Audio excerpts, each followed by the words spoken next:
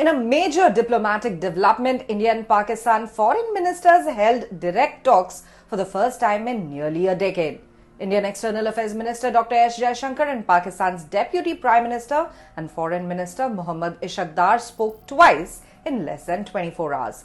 The discussions took place on the sidelines of the Shanghai Cooperation Organization, that is the SCO Summit. Sources indicate that these conversations are in the early stages and primarily explored the possibility of resuming cricketing ties between the two countries. One potential outcome discussed was India's participation in the upcoming Champions Trophy, which is scheduled to be hosted by Pakistan from the 19th of February to the 9th of March next year.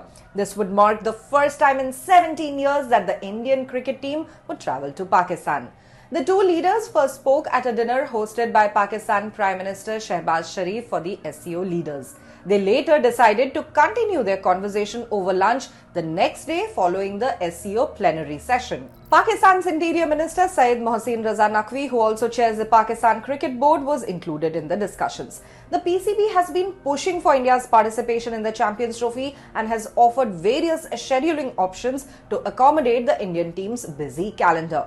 While the conversations were positive, sources caution that these are early discussions. Both sides will need to carefully consider the next steps.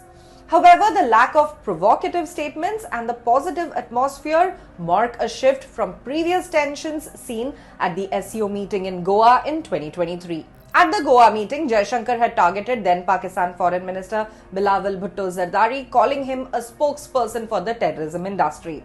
However, this time, no such provocations occurred, with both the sides sticking to formal talking points. In a social media post after his visit, Jaishankar expressed gratitude to the Pakistani leadership, stating, "Thank you PM Shehbaz, DPM and FM Ishaq and the government of Pakistan for the hospitality and courtesies." Meanwhile, the PCB continues to push for India's participation in the Champions Trophy, offering various options for the match venues.